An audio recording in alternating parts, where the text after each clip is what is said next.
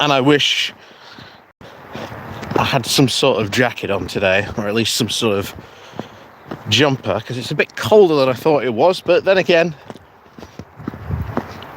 it is September, so it is inevitably now marching on, as they say, weather-wise. And eventually we will be in back to the times where I'm wearing the big coat, as we say in Yorkshire. Get your big coat on, because it will be winter time again. Well, autumn and then winter, and then we'll have passed yet another year. Oh yes. Gotta have some good. There we go. Thomas, good morning to you. Patrick H, good morning to you. Like I say, good morning, good morning, good morning. Francis, good morning. Craig, good morning. Good morning, good morning, good morning. Everyone joining us. Like I say, please do remember to hit the like and share button. Settle on in and get ready for a good old-fashioned good morning walk. I'm already complaining about the weather. Like I say, at the moment, I don't know whether it's because the sun isn't up properly, but it is. I can feel it. It's a bit cold. And like I say, I feel like I should have worn a jacket this morning, or some sort of a jumper or something. A t-shirt may not have been enough today. But no worries. I'm sure when we get walking, we'll get a bit warmer. There we go. All right then.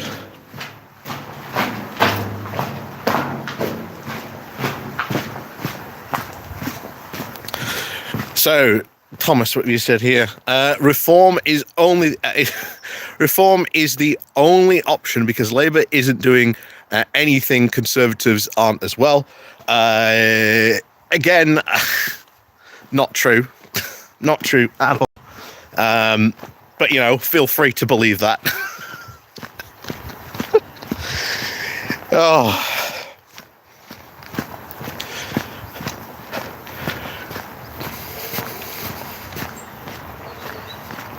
Yeah. Very true, Gav.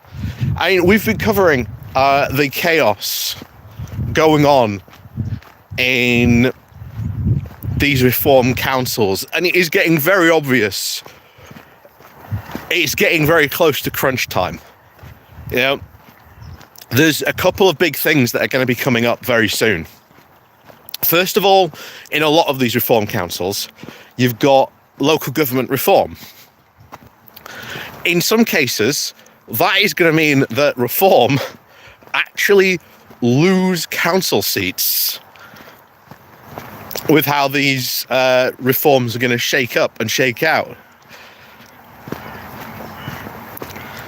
And yet some of these councils where this is happening, they don't actually even have a plan of what they're going to do yet. So November, when that deadline rolls around, is also going to be very fun.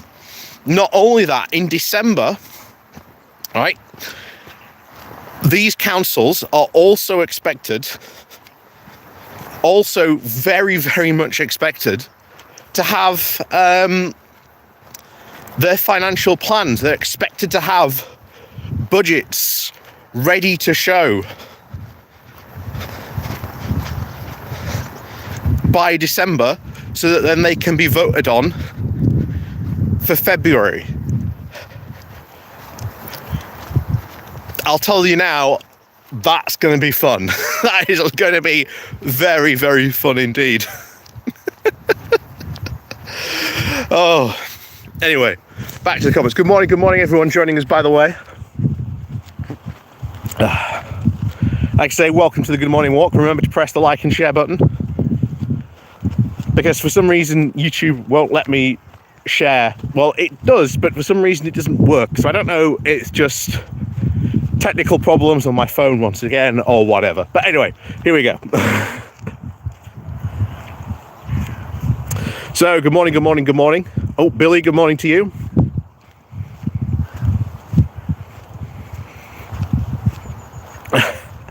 So Thomas says, I used to be a Conservative supporter when it was Boris Johnson was Prime Minister. Okay, who should I support then? Well, it's not for me to tell you that. It's up to you. You know, make your own opinion on that. But considering the facts and what's happening in reform, yeah, I wouldn't be supporting reform, to be honest. Because if you think they're going to be a good government, only have a look what's going on in these councils, and we've got a very good preview of what would happen. Nicholas Bethmel, good morning to you. Do you think that reform are capable of producing an actual workable manifesto with numbers that will add up before the next election? No. Honestly, they are not. I've said this a number of times before. The worst thing ever to happen to Farage would him to actually be made Prime Minister. Because at that point, remember, Farage is running like this insurgency campaign. He's running as a outsider candidate. Problem is, the second he wins, he is now government. Who's he going to complain against? Himself? Yeah, it won't go well for them, to be honest.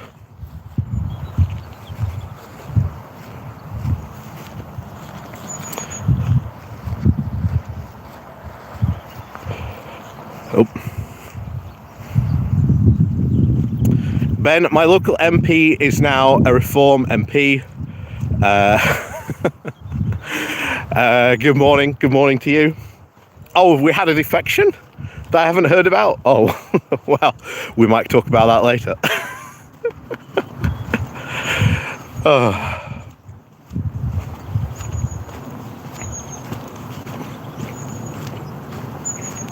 Yeah, exactly, Billy. It's all comes down to the fact they have been obsessed with the idea that they're going to run on ideology, and their ideology is telling them to do stuff, and when their ideology doesn't work out, they can't understand why it's not working out. Oh, there we go. Some little pony action this morning.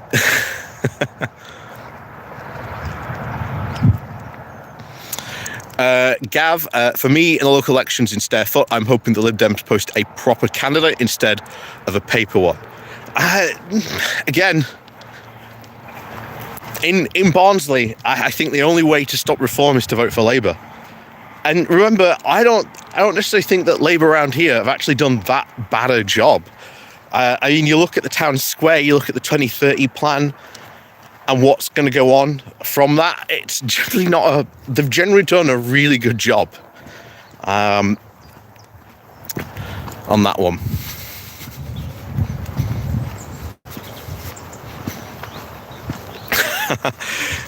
So Charles, good morning to you. So good morning. Martial law cancelling the midterms within 6 months. Oh, I don't know. I don't think that's going to happen. Yes, he's putting like the National Guard into all these places, which is really dumb, but no way will Trump get away with cancelling the midterms.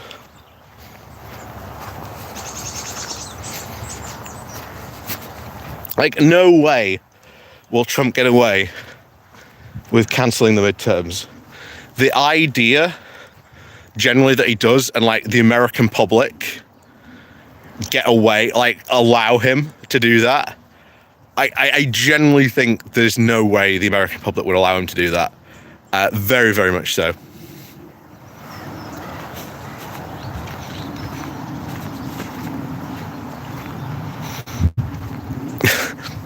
Patrick H, he won't cancel them, but he will try to fix the results. Again, if he gets caught cheating, that's a massive risk. That's a massive risk for him to do that. And I think, honestly, what's going to end up happening is Trump is going to end up becoming a lame duck president. And that's, honestly, the best thing I think we can hope for, is that the Democrats take the Senate, And then what can happen is that they can just have start having hearings into all the stuff that's been going on. And then that will make Trump very, very uncomfortable with that when that starts happening. And he'll become a lame duck. He won't be able to do anything at that point. So it'll be 2 years to go, and he'll have a lot of his power basically curtailed. That's the best thing we can hope for, really. So hopefully the Democrats are going to pull it out in the midterms. But good morning to everyone joining us.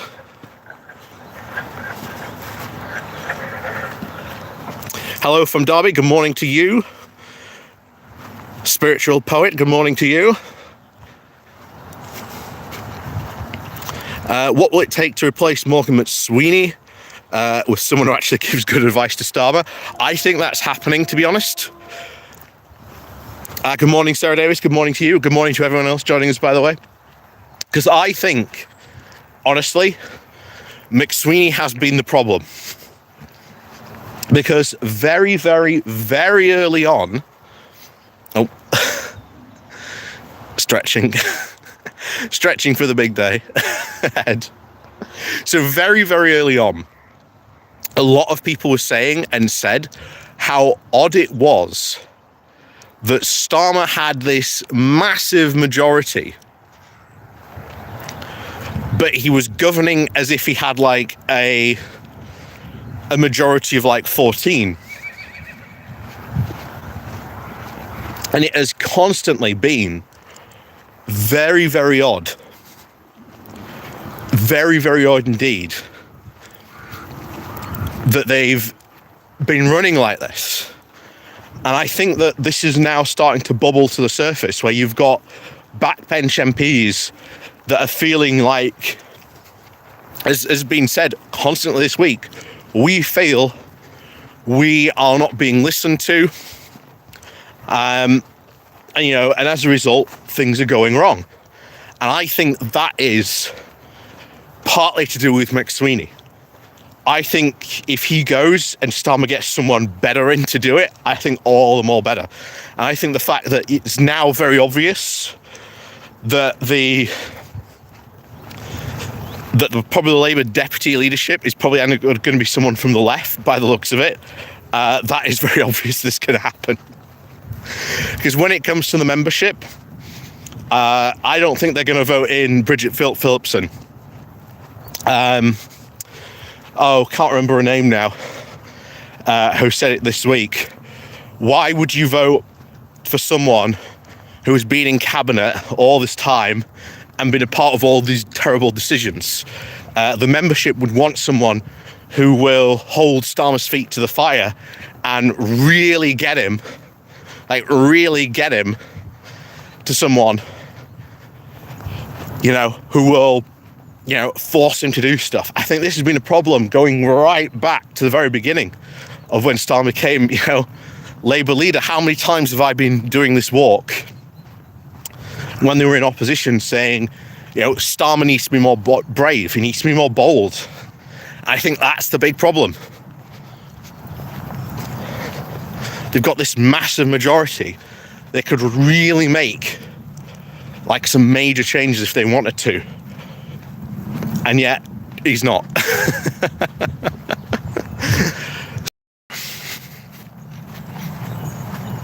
That has always been, I think, their big problem. But I honestly don't think McSweeney will last too much longer. But good morning, everyone joining us. Do remember to click the like and share button on that one. Ben Ridings, good morning to you. The Guardian has a very interesting piece about Starmer's future within the Labour Party. I'll have a read of that later.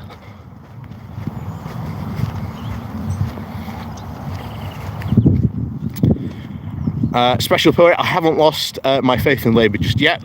I do hope that they pray that Labour do more for disabled people. Again, I think that they've really, learnt that from what they saw from that. I think, as I've said before, letter writing campaigns during that time, I think we're kicking a lot of these Labour MPs, making them realise, about their position on that front. And I think that the local elections, focused their mind even more on that one, because no one wants to be a one-term MP.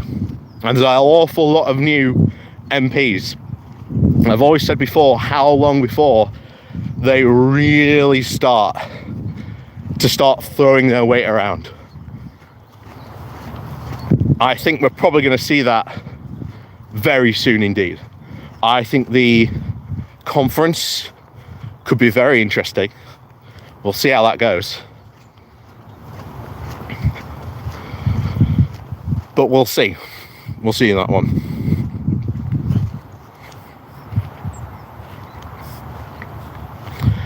Will Labour need to break out the emergency PR? The thing with something like that, and I will say this, Billy, I think that if they are going to do something like PR or like completely reform the House of Lords, then I think they have to win an election on that. I think that has to be something they do at an election as like a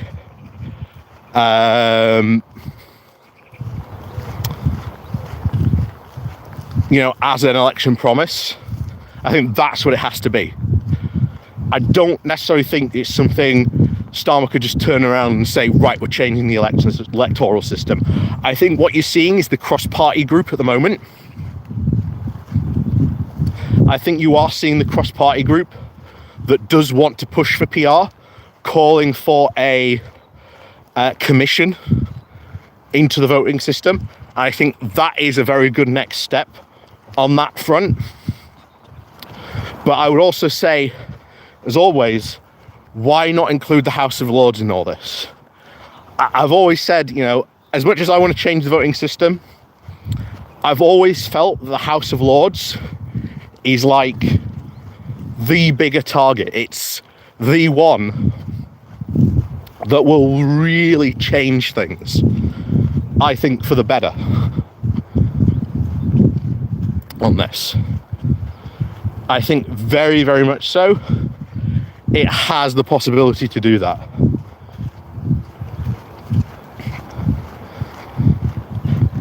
Because I think there's more chance of doing stuff in the House of Lords and changing that. Well, not that there isn't changing, of course, for the Westminster, but I really do think that there is a big chance of doing it for the House of Lords. I think once you do it for the House of Lords, I think then people will more see the value of doing it for Westminster as well. Because you've had a lot of reform people complaining, rolling out the same old tactic, talking about how, people are going to lose touch with like their constituency, they're going to lose contact with their council. And it's just like, no, they're not. The councillor in many of these places where LGR is taking place is going to remain exactly the same on that front. But yeah, definitely the group to watch, honestly, the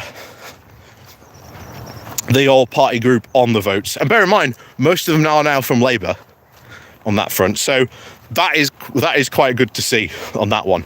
But if Starmer is to do something like that, has to be very much so, I think, done either on an election or he would have to hold a referendum.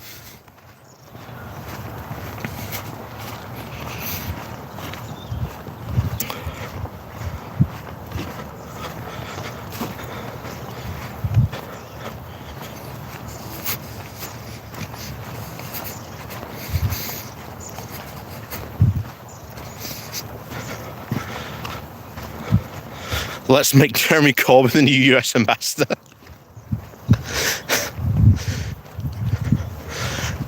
No, let's not, because Jeremy Corbyn would not be a good ambassador. I think it would be very funny, to be honest.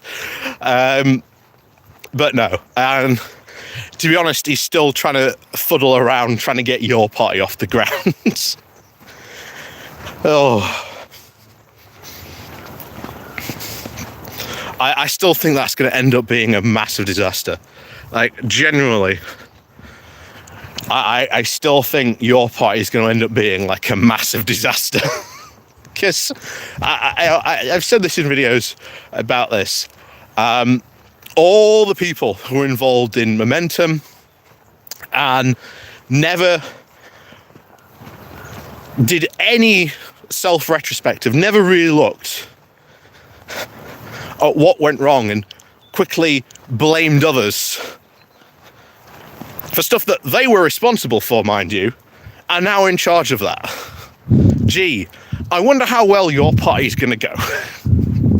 And honestly, what's going to end up happening, there's going to be a lot then of very disappointed people. A lot of very disappointed people. I hope finally this is the final nail in the coffin of, you know, Jeremy Corbyn. I hope that we can finally put him to rest. Bless him. And, you know, we can, you know, move on. You know, I've always said it. I think if Corbyn had won, I think he would have become a very, very much culted personality. And I think that's what you're seeing now, to be honest. I also think that's why a lot of the fights that we are supposedly hearing happening, going on in the background, are happening. But there you go.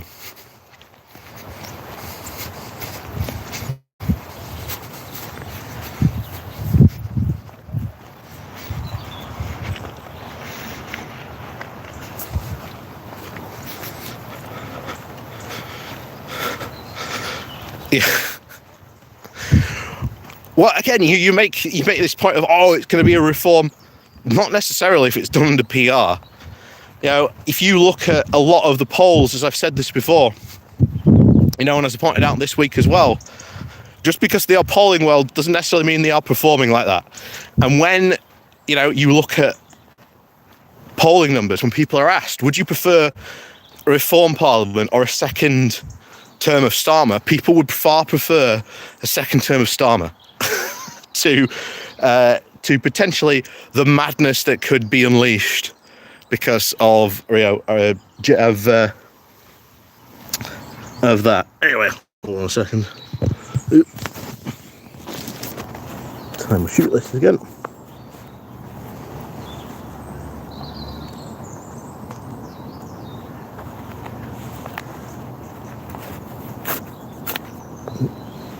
Go. A bit better.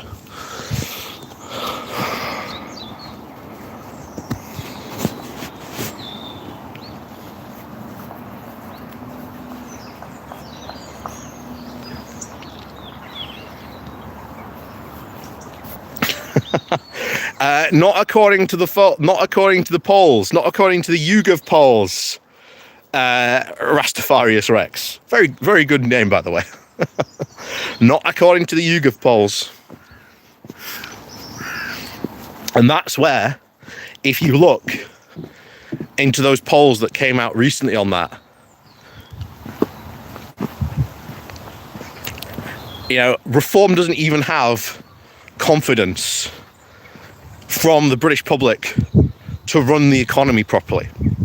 And always remember that no political party has ever won if they have not had the confidence of the British public to run the economy. That was a big point that Starmer constantly tried to do before the election, to show that Labour had, you know, that they were going to be responsible for the economy, that they could run the economy. And guess what? He keeps on proving that he can't do it. And it's only a matter of time, bear in mind, before one of these, you know, reform councils goes completely belly up. Goes completely belly up on that.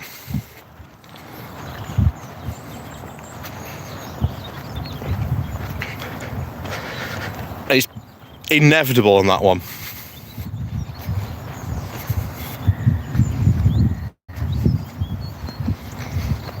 I mean, we talked about Leicestershire. Oh my word. Talk about fantasy economics. It is going to be very, very bad, I think. Very, very bad indeed. So what, apparently we haven't learned anything from the polls, according to you. It's not even that. It's Britain is completely different to America. You cannot apply the same standards when you're looking at our two systems. Because the average UK voter, good morning, Cavalier, good morning to everyone else joining us, by the way. You cannot apply the same standard of what an average UK voter would vote for versus an average US voter. They are monumentally different. Monumentally different on that one.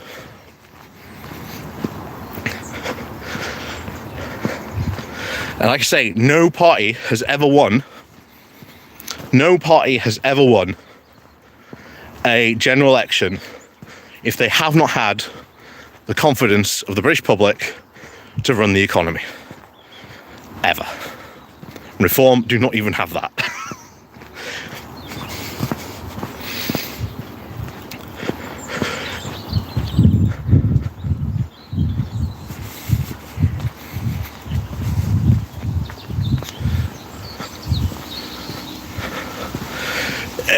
Again, we do have an alright system. You know, it's not perfect.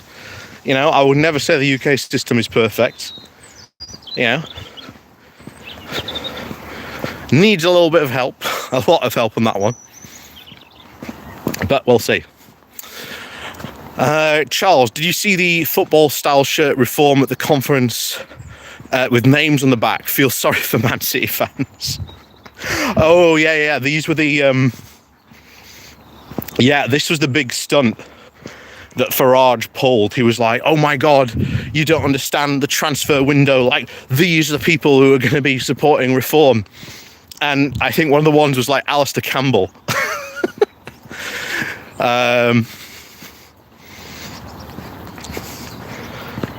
So, yeah.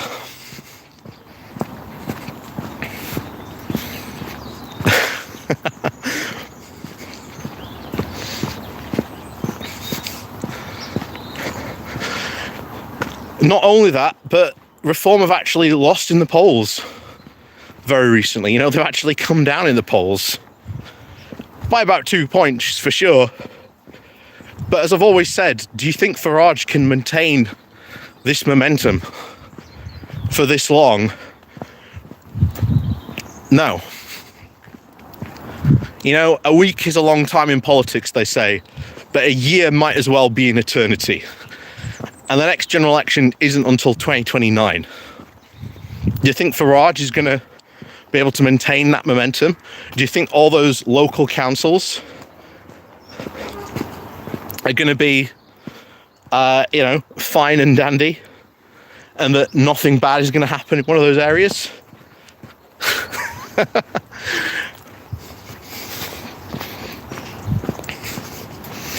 Now, Labour still have plenty of time, and there's so many people who will just panic on this one. Yeah, so I'm very, very happy with some of the stuff they've done at the moment. Not 100% happy, mind you, because you never 100% happy with or agree with a government, and that's fine. I don't necessarily agree with everything the current government's done now, but that's politics, you know? It's how politics works. Oh. God damn it. Shove that in there. There we go.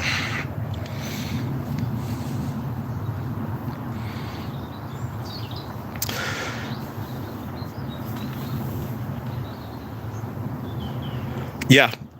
Exactly. I mean, the NHS, if Farage even goes near that, if he even tries near that, it'll be game over. Very, very much so.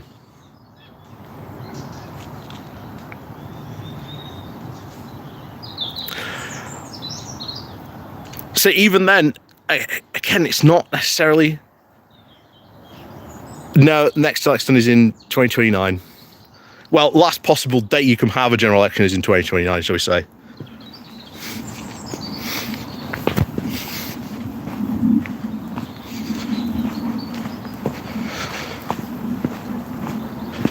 Because our system is every 5, not 4. It's just that it's been held roughly every 4 years. But you can go for 5 years without holding a general election.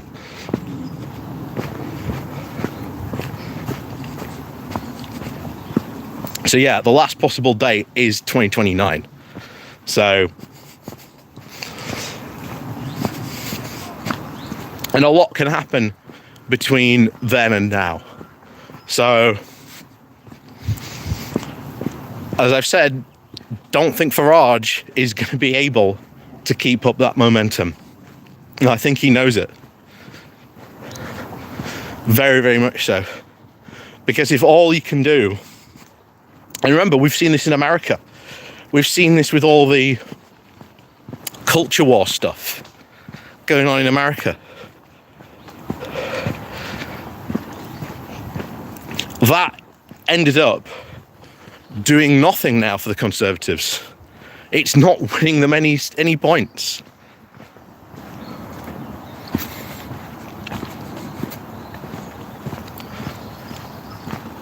So there you go.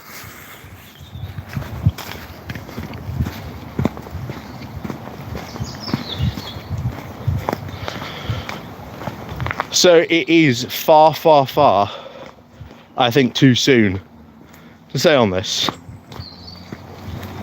But you've had all the stuff recently with Farage about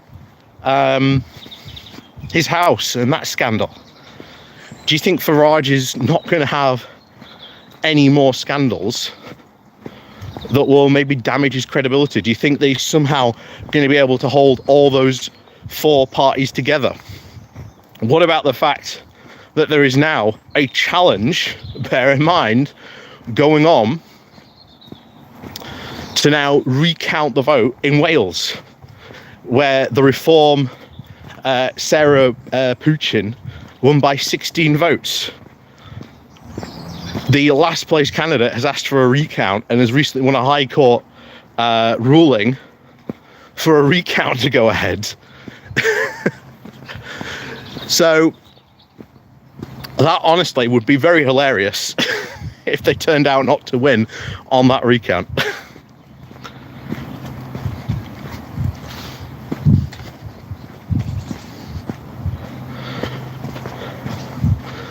So it is,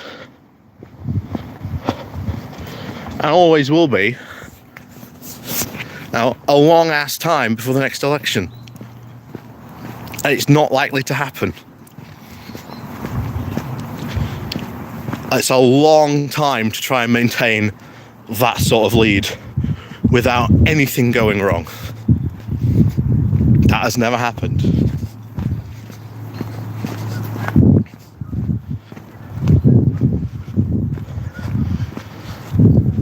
Now, I keep on saying it, a week is a long time in politics, a year might as well be an eternity, and well, 2029 is a long way off. It's a long way off.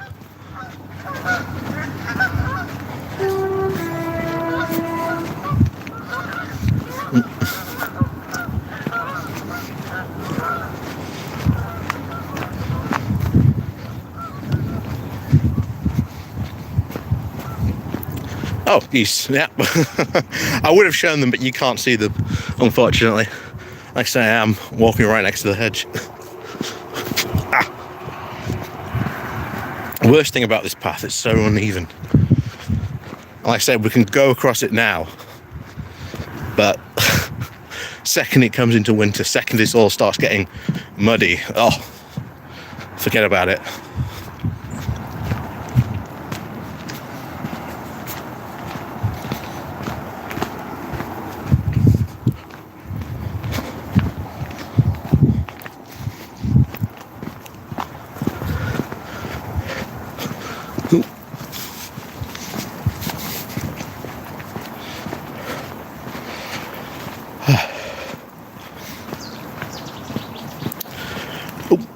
But as we said, Mandelson's gone as well.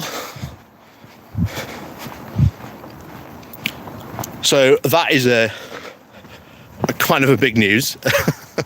And that means most of his influence now, I think, in the party, I think will be gone. So that will be good going forward on that front.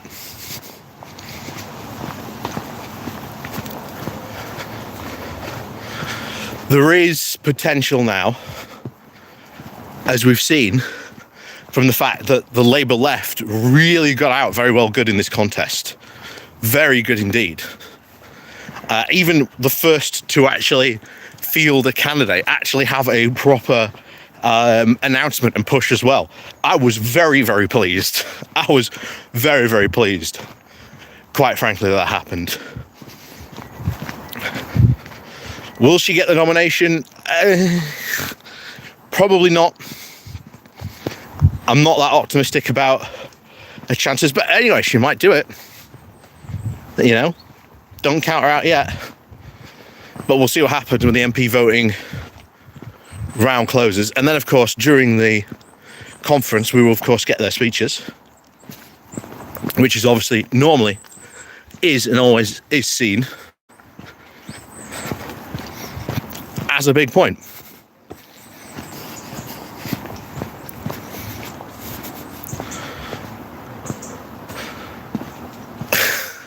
Oh, wait a minute.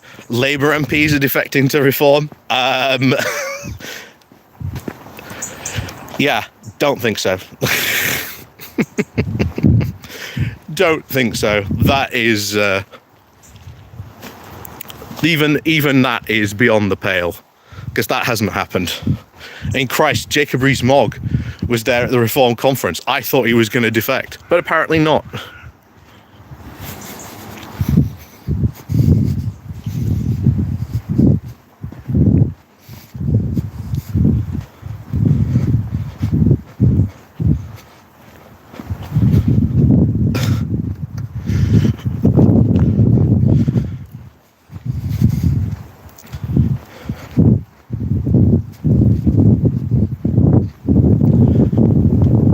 I mean, Christ, there was even Jonathan Gillis at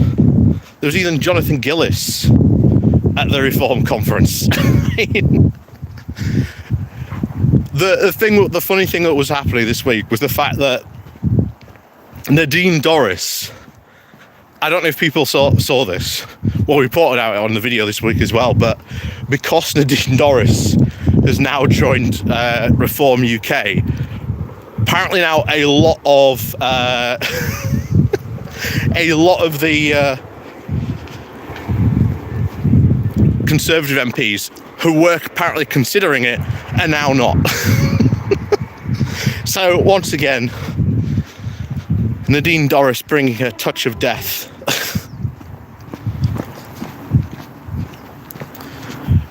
to a party. Surprise, surprise on that one.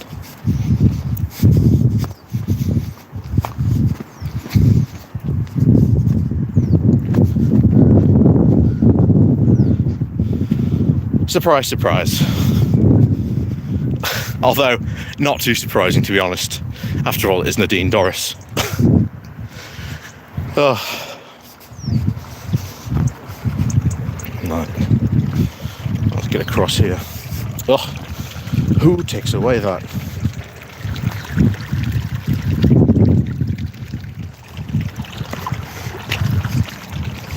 There we go, and we're across.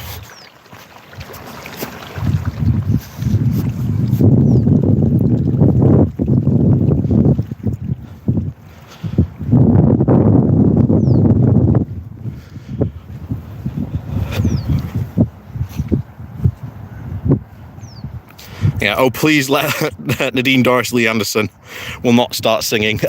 I mean, you know, who can tell? Who can really say?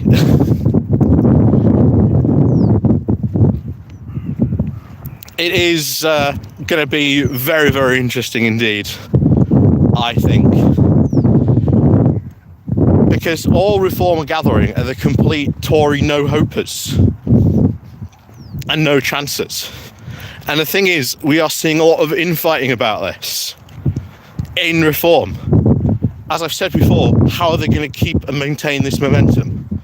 You've even had a defection from Reform to UKIP this week.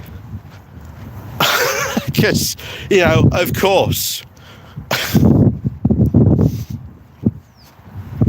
And it is not going to take long at all. It is not going to take something... Well, it is not going to take long at all. And I've said it'll probably be the monetary stuff, the financial stuff. A local reform council will go bankrupt. And fingers crossed it's either, Durham or Kent first. But quite frankly, I think Leicestershire might be the one that gets it first.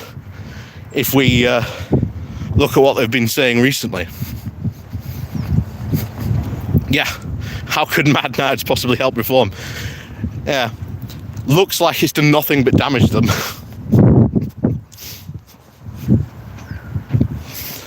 And especially after a conference, you'd maybe at least expecting some form of bounce. But that hasn't happened.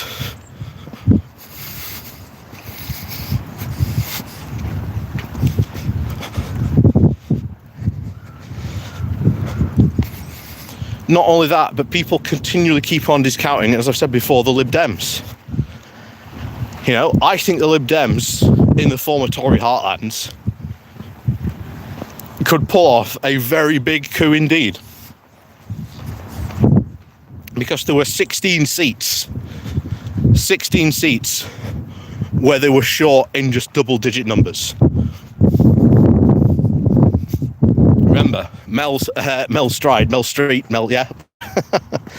everyone's favourite comedy candidate, only managed to win by 6 votes. Remember that. But he now thinks he's God's gift to conservatism.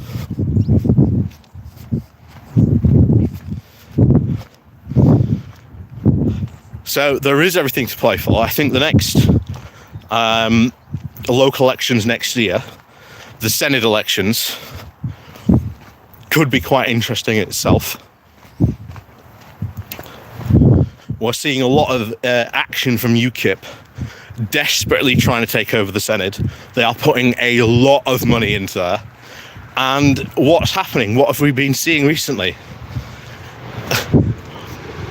You've had a massive falling out at the local level. They've been accused of authoritarianism. Once again, candidate vetting isn't going too well.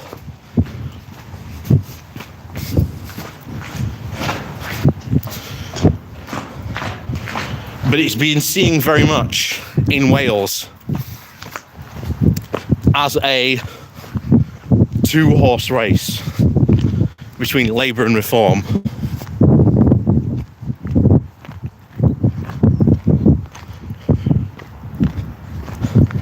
Because they are desperate to try and at least get there, and they can go, oh look, we can govern effectively, they say. I don't know. It's only going to take one of these councils going spectacularly wrong. I mean, I am surprised. I'm very surprised a lot of the stuff we've been covering hasn't gotten to a national level. Very surprised indeed.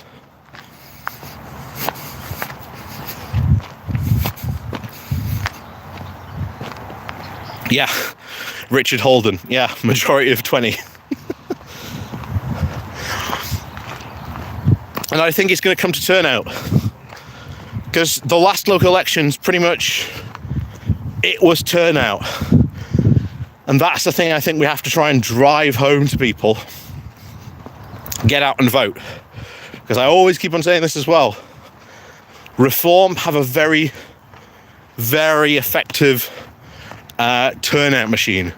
Where they get people, they get them to turn out, and they get them to vote. And they have had that going all the way back to the days of UKIP. They've emphasised the importance of going out to vote. And at the next local elections, we have to drive, I think, turnout more so than ever, because I think that's the only way they're going to get defeated. But unfortunately, remember, it's local elections. And in my area, Jesus Christ, the turnout was 25%. So we got a lot of work to do, a lot of work to do on that area. So, as always,